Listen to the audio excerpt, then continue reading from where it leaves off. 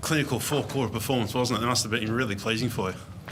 Yeah, there were patches when they got a little bit of momentum, but I thought our boys were able to stabilise through those periods, and I think we only won 3 out of the 4 quarters. Their second quarter, they threatened a little bit. So yeah, but it's a really encouraging night.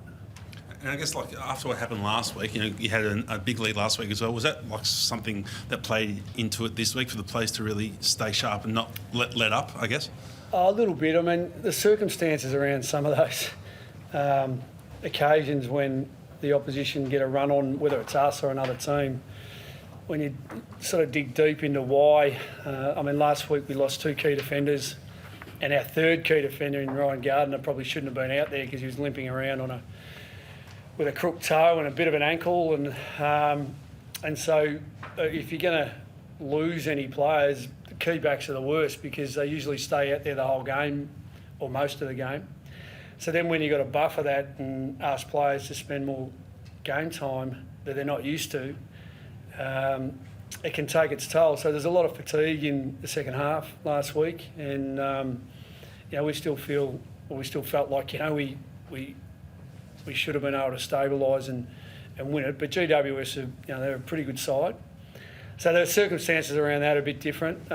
We were pretty healthy most of the night, other than losing Scotty towards the end there, and JJ just burnt off for a little while with a bit of a calf concern, but that being all right in the end.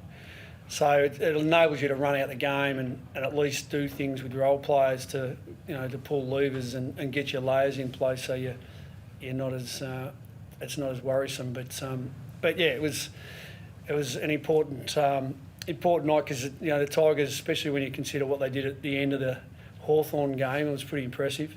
And then they ran Melbourne for 3 quarters and a bit last week, and so we knew what we were going to be in for. But so it's a good return.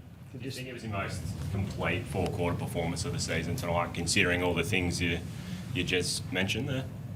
Oh, you have to say so. I think we liked our game at Optus against Fremantle earlier in the year when we played over there. That was a pretty solid game for us, but in comparison, this was pretty close. Was there an intent to move the ball a bit quicker off, especially from the back half? There was, but it comes down to personnel a little bit. I mean, we've been playing with 3 key defenders most of the year, coming up against teams who have got recognised key forwards, 2 or 3, and so you got to be careful how you select your team. And knowing that there were 2 things that happened. Obviously, I mentioned our key backs who are out of the game. Tim O'Brien's out of the game. Sam Darcy's out of the game at the moment. So you're forced into taking a bit of a risk with Jonesy coming back after a long layoff, and young Jimmy O'Donnell playing as the second key back. But if you have a look at that back line that we put out there tonight, they've got some speed in their legs, they're creative. So we knew there was an opportunity there to be able to do that, and obviously in that first quarter there was some great overlap and some run out of our back end that we probably haven't had for a chunk of the year.